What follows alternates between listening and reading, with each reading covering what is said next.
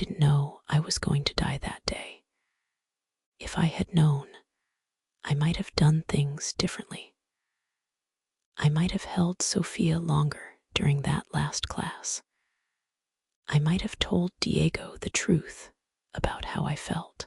I might have walked a different route to my car. But I didn't know. I only knew that 3 armed men were walking into my studio on a Tuesday afternoon, and that Sophia was in the back room doing her exercises, and that I had maybe 30 seconds to make a choice that would change everything. My name is Alina Reyes. I'm 34 years old. I was a professional ballerina until a knee injury took that away from me at 28. I became a teacher instead. I taught because my father taught me that art was the only way humans survived their own pain. I taught because it was the only thing I knew how to do. I didn't know I would die for it, but in that moment, watching those men move through my studio with weapons, I understood that I would. I put myself between the gun and the child. It seemed like the only choice. I couldn't have known it would cost Diego everything. I couldn't have known it would destroy Sophia's childhood. I couldn't have known that my single act of courage would trigger a chain of events that would end in death and prison, and a man I loved spending the rest of his life in a cell. I only knew that a child was in danger, and I knew what I had to do.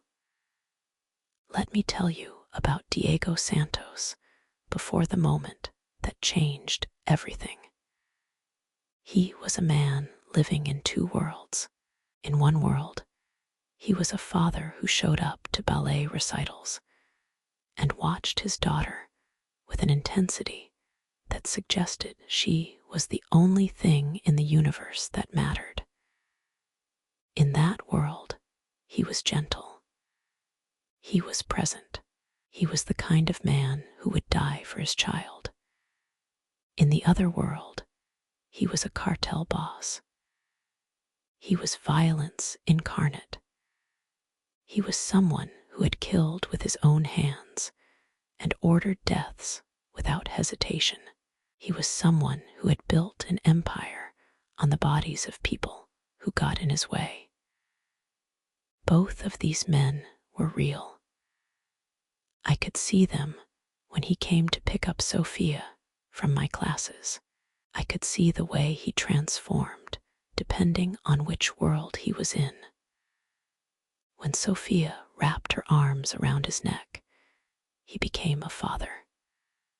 When his phone rang and his lieutenant was on the other end, he became a monster. He didn't know which version of himself I loved, but I loved both of them. Sophia was 7 years old the first time I really noticed Diego. She was my most talented student, not because of technique, though her technique was excellent, but because of something intangible. She danced like she was trying to tell a secret, like she was trusting the audience to understand something that words couldn't reach. After one of her classes, I told Diego this. "She dances like she's telling you a secret," I said, "like she trusts you to understand." He looked at me like I had just seen inside him. "I am proud of her," he said quietly. "I know," I said, "but she needs to hear it from you." He left, but that evening he came back alone. He sat in the studio after hours and asked me why I became a dancer. I told him about my father, about how he taught me that art was the only way to survive pain, about how he died suddenly when I was 23, and I never got to tell him that I understood. Your daughter loves you, I said, looking directly at him. Even if she doesn't see you as often as she'd like, she loves you fiercely. He looked at me like he understood something about himself that he'd never been able to articulate.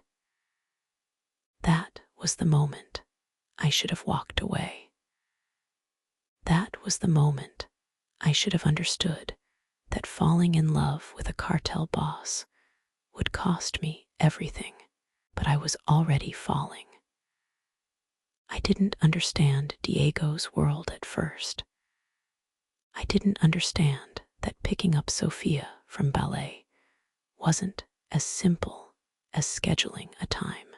I didn't understand that my small studio with its open doors and big windows was a vulnerability. I didn't understand that there were people in Miami who wanted to hurt him, and that because Sophia was his daughter, they would come for her. I understood when 3 armed men walked into my studio on a Tuesday afternoon. I understood when I saw the weapons. I understood when one of them grabbed Sophia. In that moment, everything I had been avoiding for months became crystal clear. Diego loved his daughter so much that he had given her to me to teach. He had given her to me because he trusted me with the one thing that mattered most to him.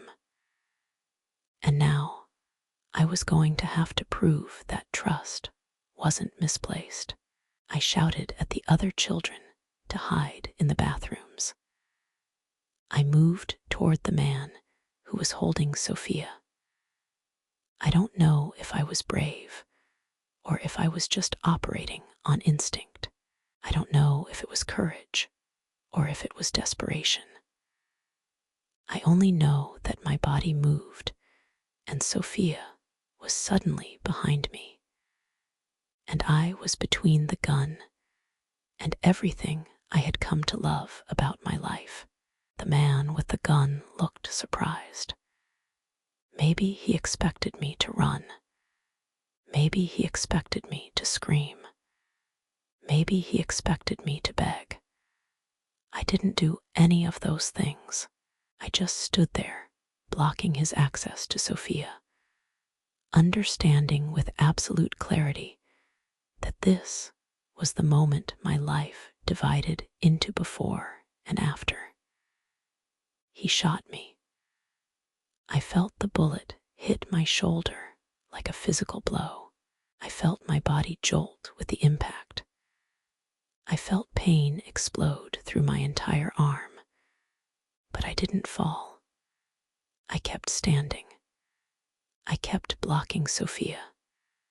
I kept my body between the gun and the child who loved me more than she should have.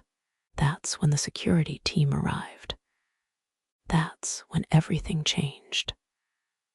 I woke up in a hospital bed with Diego sitting next to me. He looked like a man who had been hit by something he couldn't fight. His eyes were red. His face was unshaven. He was wearing clothes that didn't match, like he had gotten dressed in the dark. "You came back," I whispered. "Of course I came back," Diego said. "You saved my daughter." But that wasn't why he was there. I could see it in his face. He was there because he loved me. I had known he loved me before I was shot. But lying in that hospital bed, bleeding and broken, I realized what it meant. It meant that he would choose me over his marriage. It meant that he would destroy his own life to keep me safe. It meant that my sacrifice had set something in motion that we could never take back. It meant that everything was going to fall apart. "You have to go," I said. "No," he said. "Your wife," I said. She's going to. I know, he said, but he didn't know.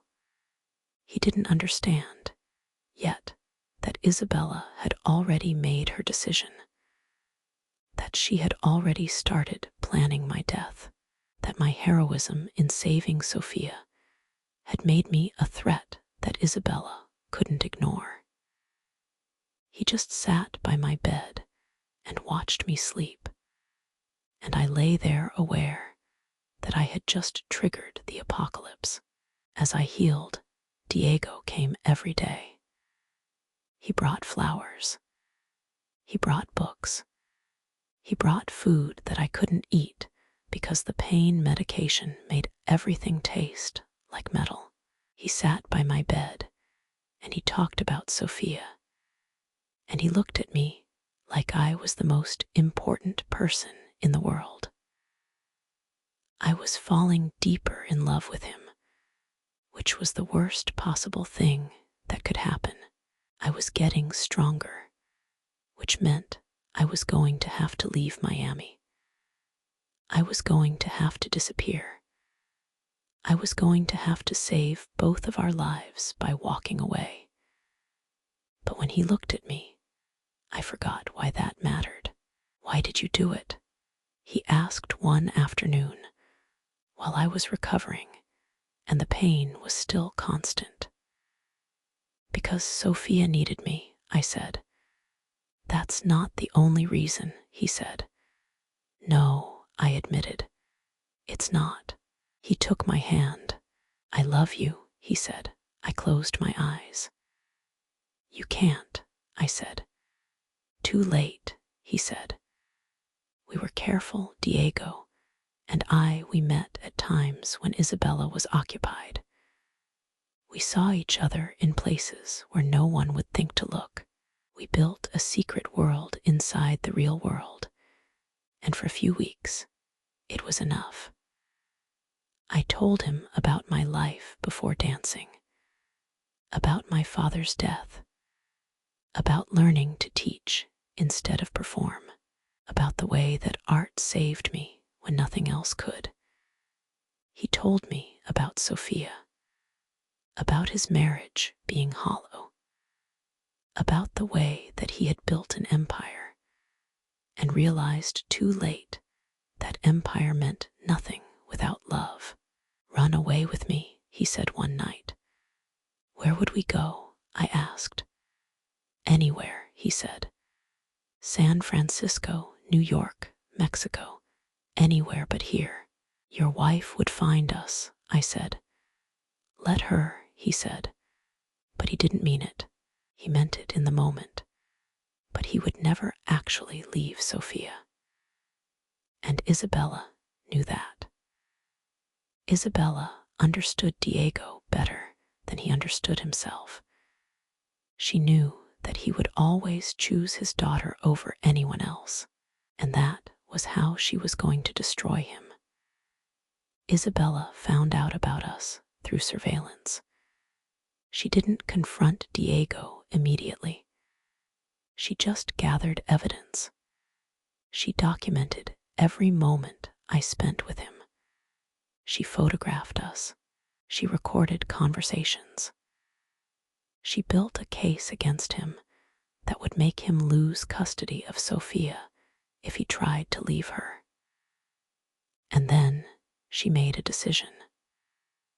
She decided that I was a problem that needed to be solved. I didn't know this at the time, but I can see it now. I can see the moment she decided to have me killed. I can see her making phone calls. I can see her hiring people. I can see her planning my death in the same way she had planned her marriage, with cold calculation and no regard for human life. She didn't do it for love.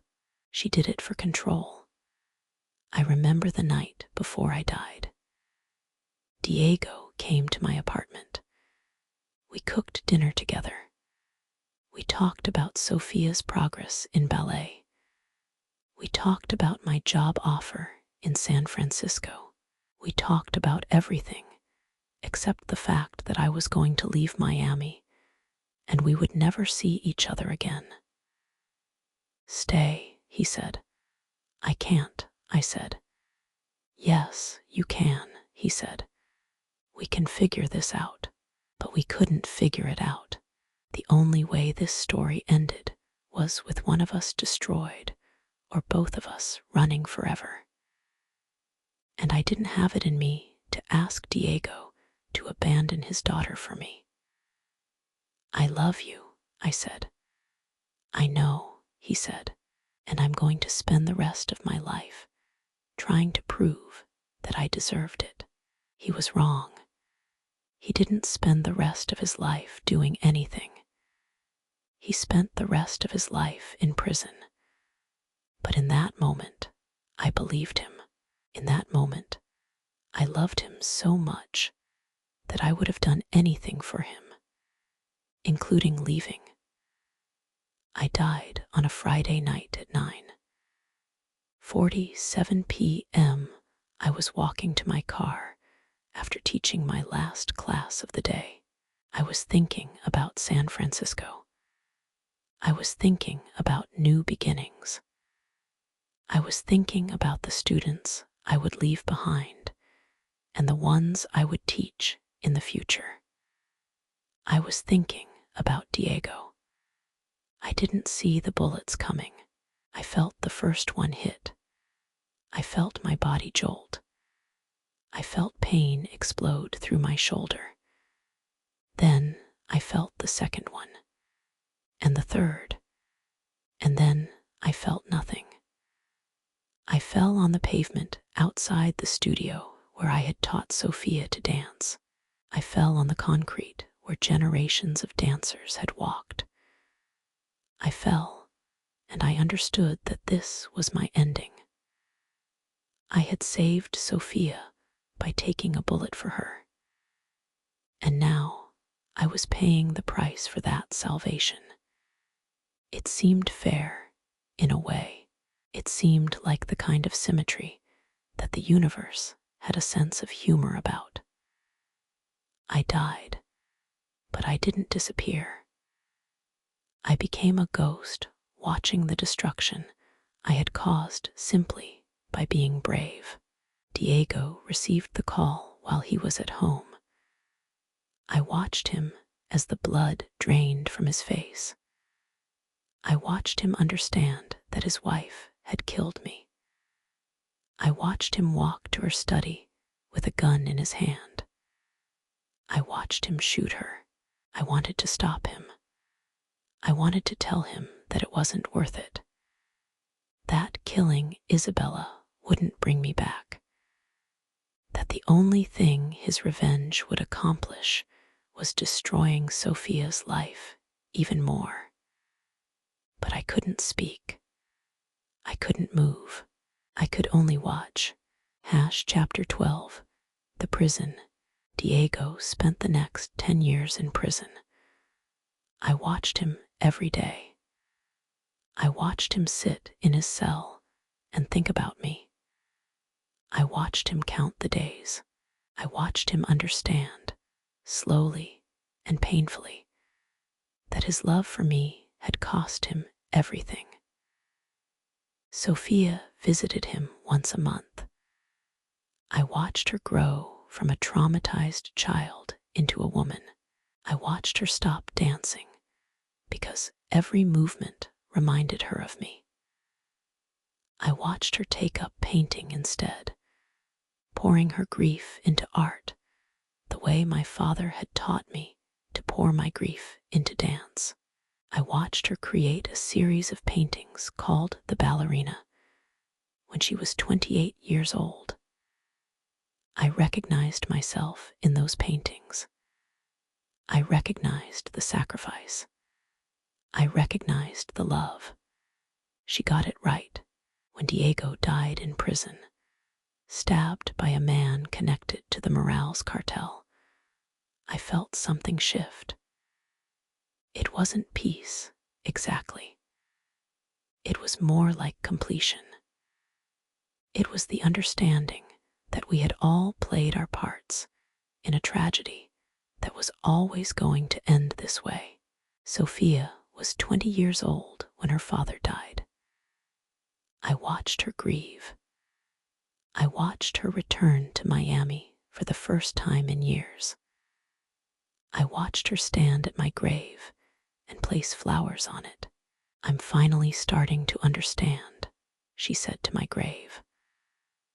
I wanted to tell her that she was right, that none of it was her fault, that sometimes people love each other so fiercely that they destroy each other, and there's no way to prevent it, that sometimes the bravest thing you can do is still the thing that costs you everything. But I couldn't speak. I could only watch. Sophia spent 30 years honoring my memory. She created the Alina Reyes School of Ballet. She donated her wealth to underprivileged children who wanted to dance. She created a scholarship for students who showed courage in pursuing their art. She created a legacy for me. I watched all of it. I watched the students dance in my name. I watched them win scholarships and go on to careers and live the lives that they had dreamed of. I watched Sophia become a successful artist. I watched her paintings sell for thousands of dollars. I watched her inspire people with her art the way I had inspired them with my teaching. And I understood, finally, that my sacrifice had meant something. It had cost Diego everything. It had destroyed his life. It had taken him from Sophia when she needed him most. But it had also created something beautiful. It had created a legacy of art and courage, and the understanding that sometimes, when we love someone, we are willing to die for them, and sometimes that's enough. I died 30 years ago. I am still watching. I watch Sophia visit my grave every year on the anniversary of my death. I watch her place flowers and tell me about her life. I watch her grow older and wiser and sadder. I watch the students at my school dance in recitals. I watch them struggle and overcome and eventually find grace in movement. I watch the world turn, and I understand what I didn't understand when I was alive. My sacrifice wasn't about saving Sophia. It was about teaching her what love looked like. It was about showing her that sometimes, when you love someone, you are willing to stand in front of a gun. You are willing to bleed. You are willing to die. And maybe that's not the smart choice. Maybe that's not the practical choice. Maybe that's the choice that destroys everyone around you. But it's real. It's true. It's the kind of love that echoes through 30 years and creates a legacy of art and beauty, and the understanding that some things are worth dying for. Diego understood that. Sophia understood that. And I understood it the moment I stepped in front of that gun. But let me go back. Let me tell you about who Diego was before all of this. Let me tell you about a man who had built an empire and realized too late that empire meant nothing without love. I could see Diego's marriage the way a dancer can see a movement that's slightly off-center. Something in the balance was wrong. His wife, Isabella, moved through their home like she was following a choreography that someone else had written. She was beautiful in the way that expensive things are beautiful, but there was no grace in her. There was no joy. She looked at her husband and her daughter like they were props in a production she was directing, not people she loved. Diego saw this too, but he didn't know what to do about it. He was a man who solved problems with violence or money, and neither of those things could fix a marriage that had never been about love in the first place. So he came to my studio instead. I knew Diego was falling in love with me. I could see it in the way he looked at me when he picked up Sophia. I could see it in the questions he asked about my life. I could see it in the way he started finding excuses to arrive early for pickup, just so he could watch me teach. I was falling in love with him too.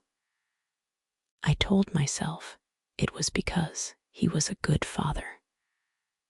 I told myself it was because he looked at his daughter the way my own father had looked at me. I told myself that it was safe because he was married and we would never act on it. I was lying to myself. What I actually loved was the part of him that was broken. What I actually loved was the man who was trapped in a world of violence and power and cartel empires, desperately trying to give his daughter something normal. What I actually loved was his capacity to feel so deeply about someone, that he was willing to destroy his own life for it. That was the beginning of the end. I didn't know about the Morales cartel's threat until Diego told me.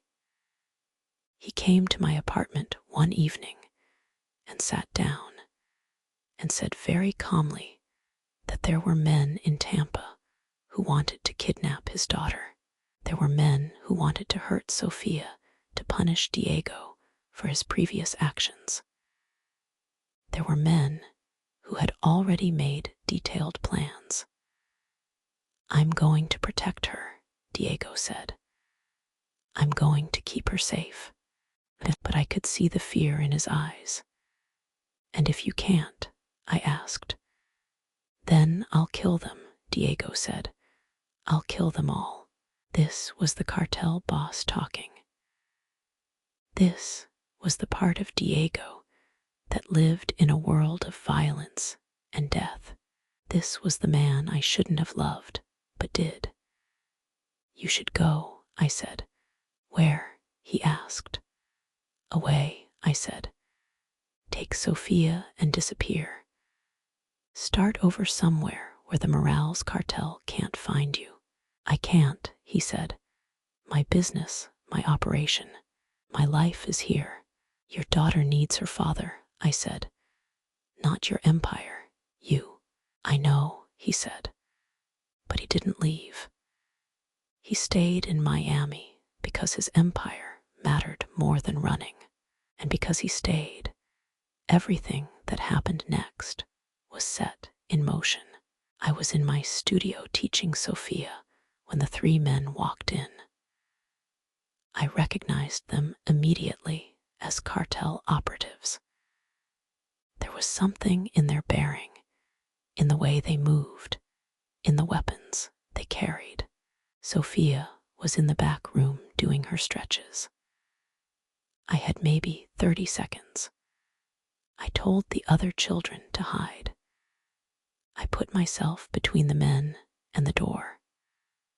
I stood in the center of my studio, the place where I had taught dozens of children to dance, where I had helped them transform pain into art. And I understood that this was the moment my life would change. The man moved toward Sophia. I moved toward him. I didn't think. I didn't plan. I just moved, my body remembering years of training, years of understanding how to use movement to tell a story. My story was simple. I would not let him take this child. He shot me. I felt the bullet. I felt the pain. I felt my body betray me as my legs started to give way. But I didn't fall. I kept myself upright. I kept my body between the gun and Sophia. And in that moment, I understood that I had just saved Diego's life. Because a man without his daughter is not a man worth living. And if the Morales cartel had taken Sophia, Diego would have spent the rest of his life trying to destroy them. He would have gone to war. He would have died in that war. My sacrifice had saved him from that ending. It had just given him a different one instead. I was aware of Diego's presence even while I was unconscious. I felt his hand holding mine. I felt him sitting by my bed. I felt him understanding with absolute clarity that he loved me. When I woke up, the first thing I saw was his face. "Sophia?" I asked. "She's fine," he said. "She's safe. You saved her."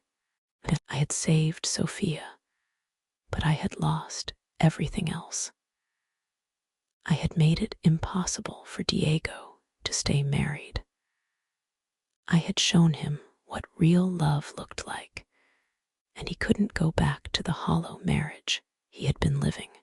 I had made myself essential to his happiness, which meant that anything that happened to me would destroy him.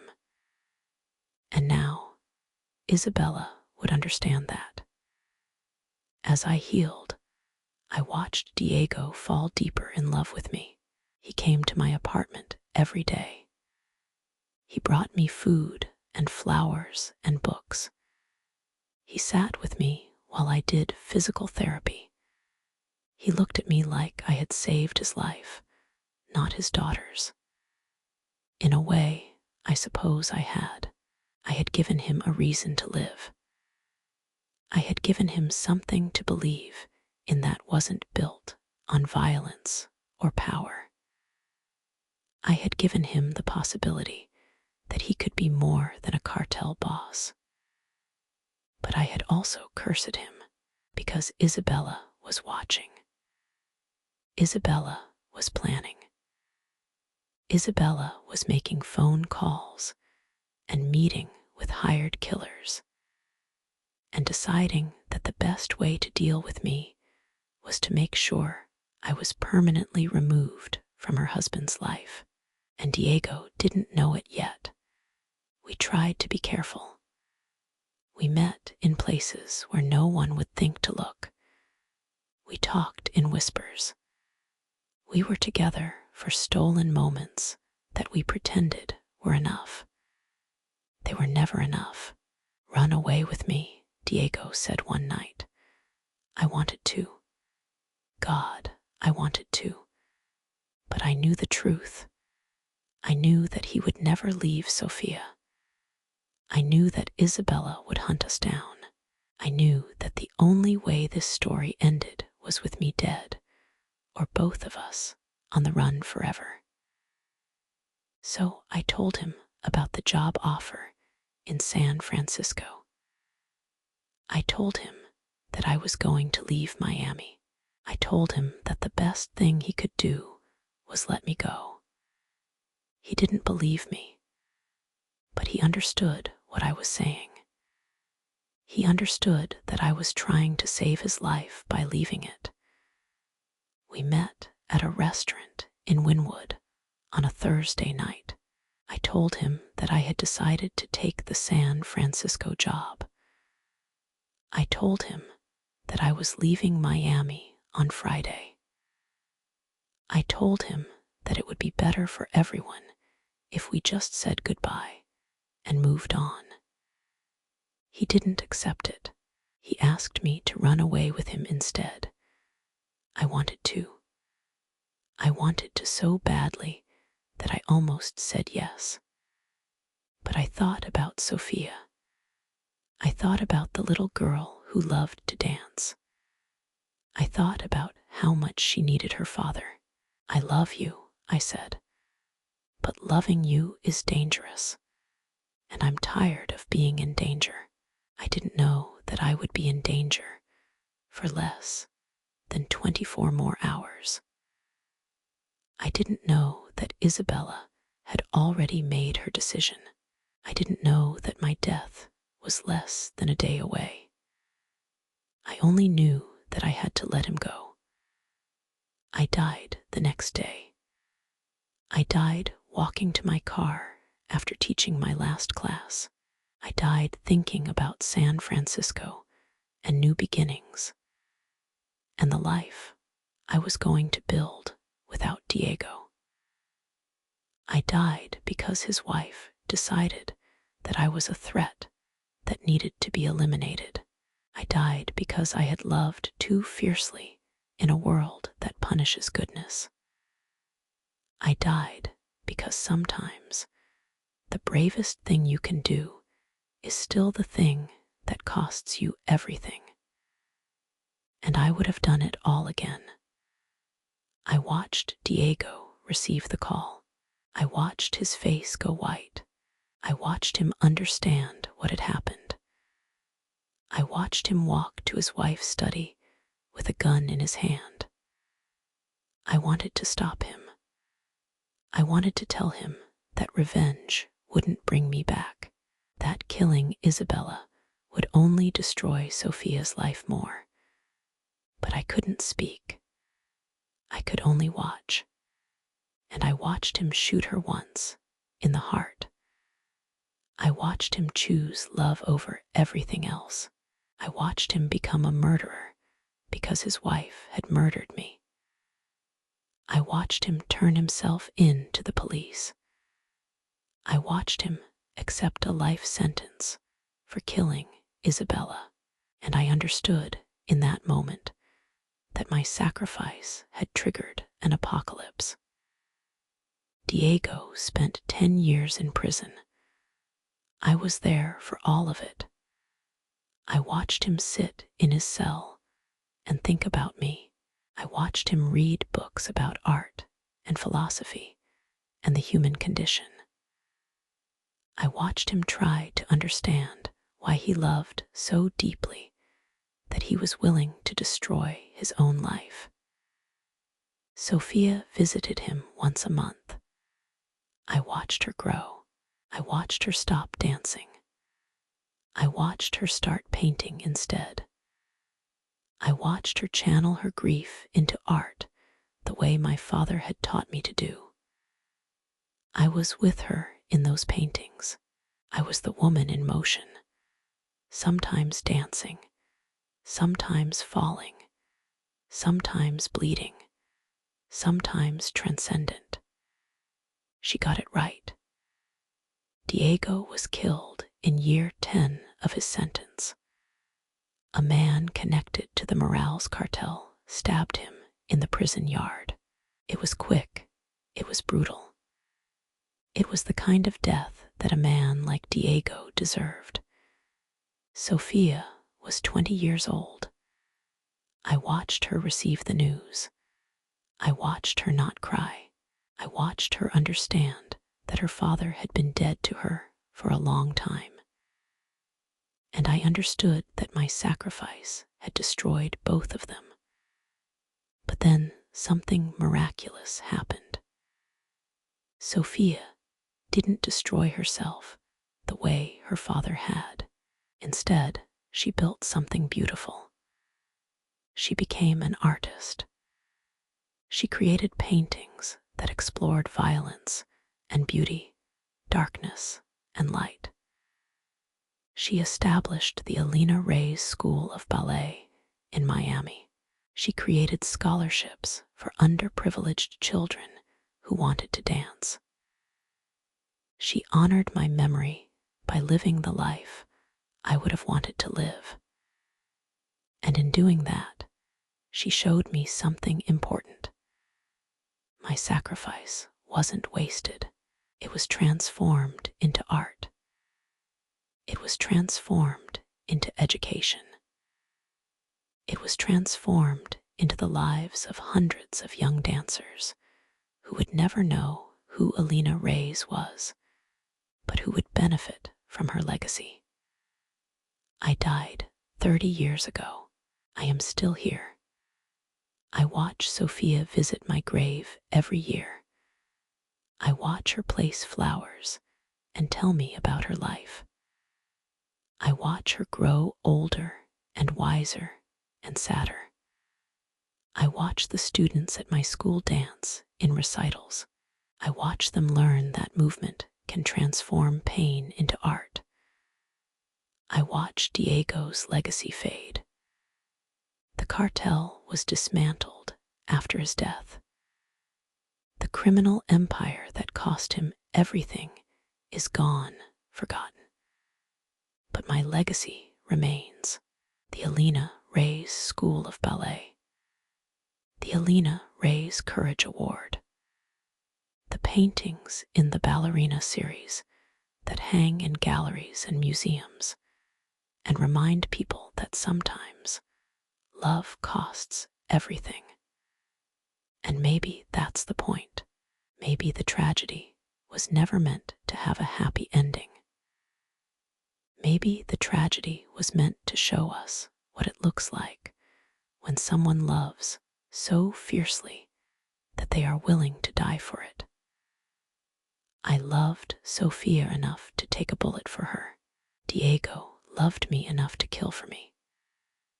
Sophia loved both of us enough to transform our tragedy into art.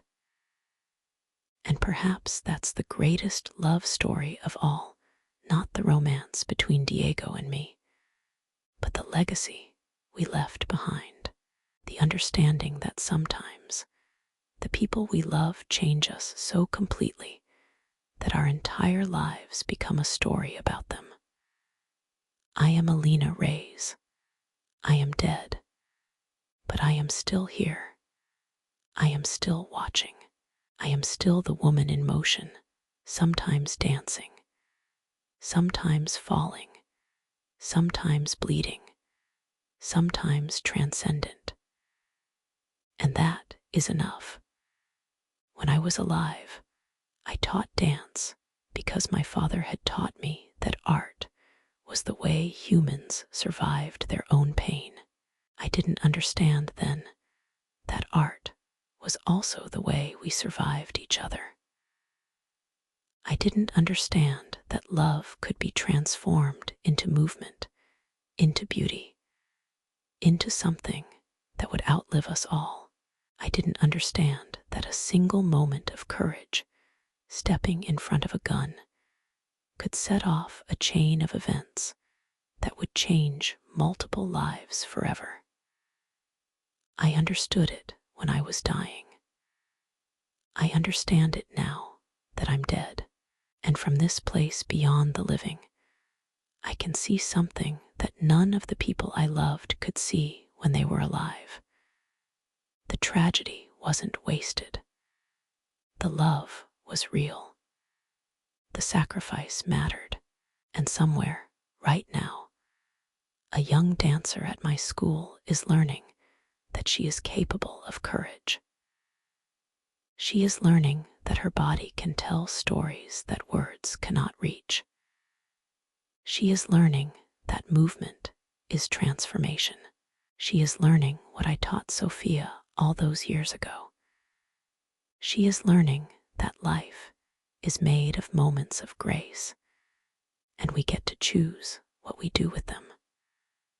I chose to save a child. Diego chose to love me enough to destroy himself. Sophia chose to honor us both by creating something beautiful. And that, perhaps, is the greatest love story of all.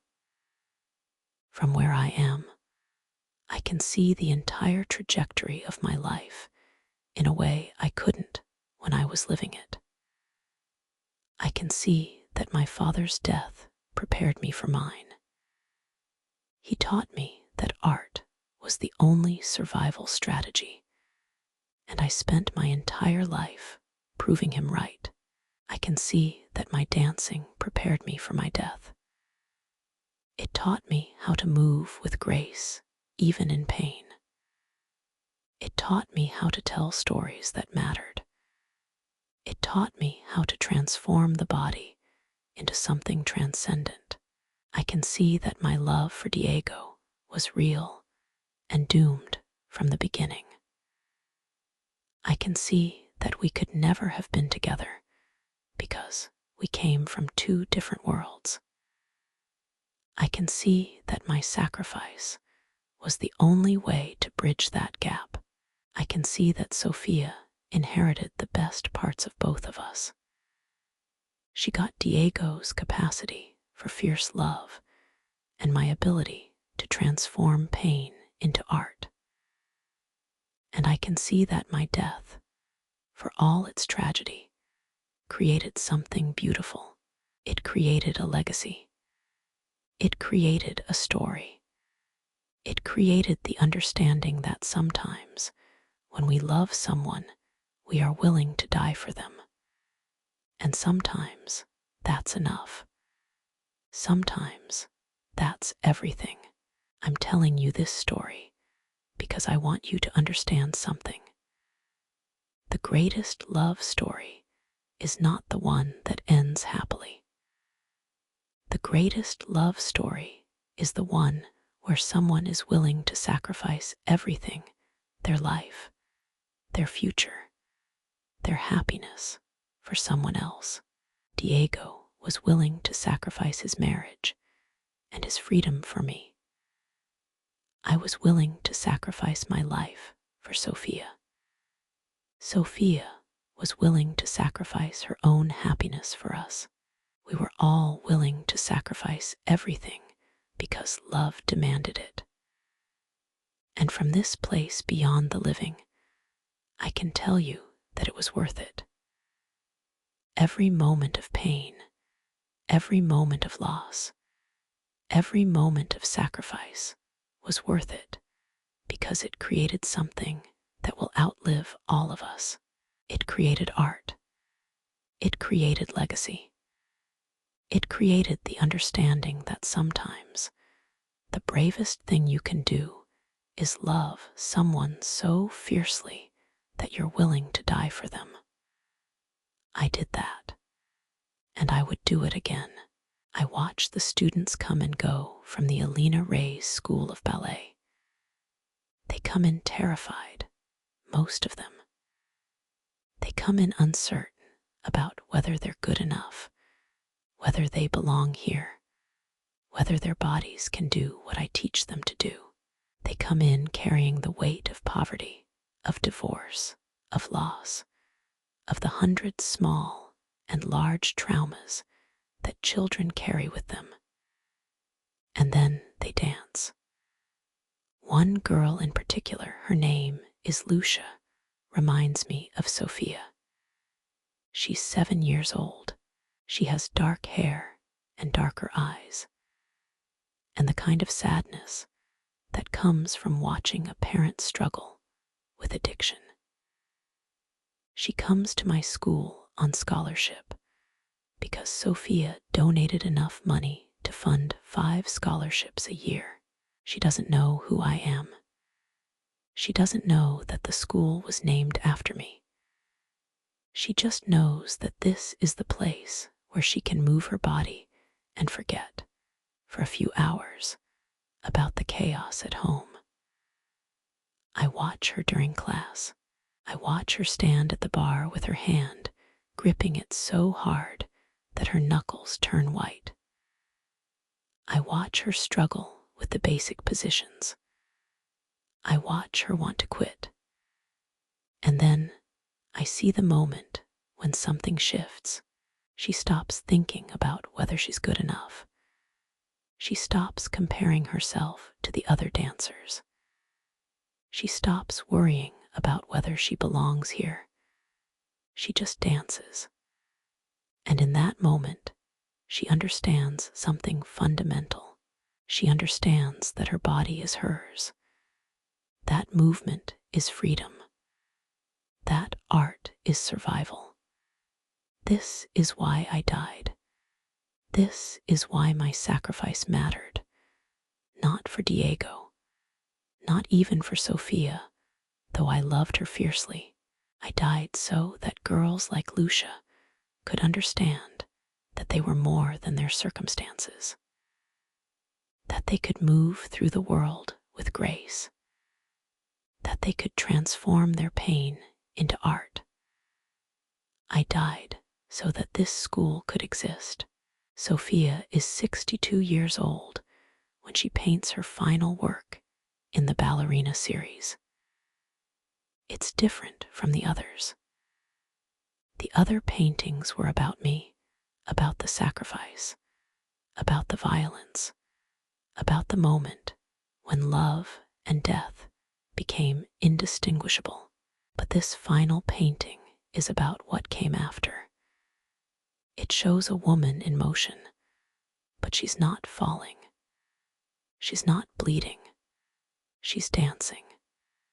She's dancing with grace and power and the kind of freedom that comes from surviving your own tragedy.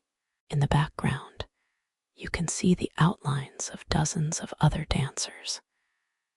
You can see children learning to move. You can see the Alina Reyes School of Ballet taking shape in brush strokes and color. You can see the legacy. Sophia paints this in her studio on a Tuesday afternoon. She paints it without thinking about technique or composition or what critics will say. She just paints what her heart needs to express. When she finishes, she steps back and she cries. She cries for me. She cries for her father.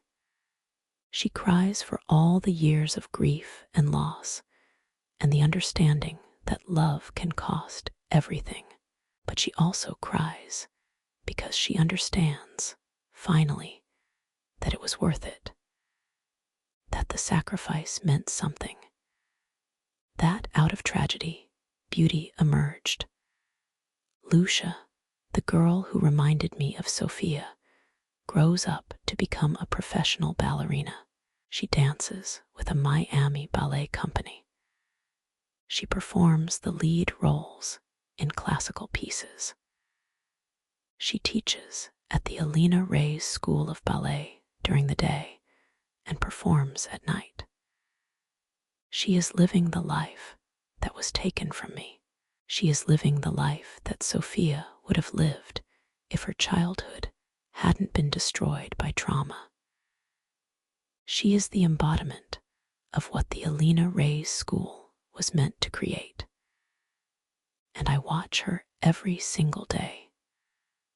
I watch her in rehearsal. I watch her on stage. I watch her teach young children the same way I taught. I watch her transform pain into movement. I watch her understand that art is survival. One day, when Lucia is 25 years old, she asks Sophia about me. There at the school, after hours, Sophia is looking at photographs of the inaugural year. Lucia is standing next to her, wanting to understand the history of the place where she learned to dance. Who was Alina Reyes? Lucia asks, and Sophia tells her. She tells her about the woman who taught her to dance. She tells her about the moment when Alina took a bullet for her. She tells her about the legacy that Alina left behind. Lucia listens with tears in her eyes. She's the reason I'm dancing, Lucia says finally. I know, Sophia says. I want to dance in her memory, Lucia says. Then do that, Sophia says. Dance like she's watching, because she is. When Sophia is 70 years old, she visits my grave for the last time. She's dying. She doesn't know it yet, but her body is breaking down in ways it can't recover from. She has maybe 6 months left. She wants to say goodbye. She sits on the bench in front of my grave for a long time without speaking. She just sits there with her hand on the stone that bears my name. Finally, she speaks. "I forgive you," she says. "I forgive you for dying. I forgive you for making my father fall in love with you. I forgive you for starting all of this, the tragedy, the pain, the loss. I forgive you." She pauses. "And I want to thank you," Sophia continues. "I want to thank you for showing me what love looks like. I want to thank you for teaching me that sometimes the bravest thing you can do is sacrifice everything for someone you love." Sophia leans forward and touches the grave. "The school is thriving," Sophia says. "Hundreds of children have danced there. Dozens have gone on to professional careers. You created a legacy that will outlive all of us. You created something beautiful out of tragedy." She stands up slowly, her old joints creaking, her body reminding her that she doesn't have much time left. "Thank you," she says one more time, "for everything. I understand now, in the way that only the dead can understand, what my life meant. I was a dance teacher. I was a woman who fell in love with a cartel boss. I was a person who took a bullet for a child and died for it. But I was also something more.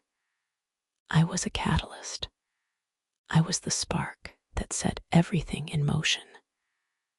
I was the moment that Diego chose to leave his marriage. I was the reason that Isabella murdered me.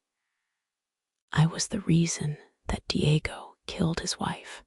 I was the reason that Sophia grew up understanding what sacrifice looked like. And from all of that tragedy, something beautiful emerged. A school named after me. Hundreds of children dancing in my memory.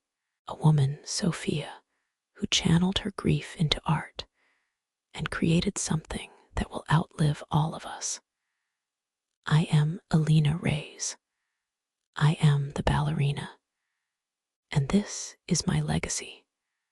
Not the years of my life, not the performances I danced, not the marriage I never had, or the future I never got to live. My legacy is the impact I had on the people I loved. My legacy is the lives I touched. My legacy is the understanding that sometimes, when we love someone, we are willing to die for them. And sometimes that's enough. Sometimes that's everything. I'm telling you this story because I want you to understand something. The greatest love story is not the one that ends happily.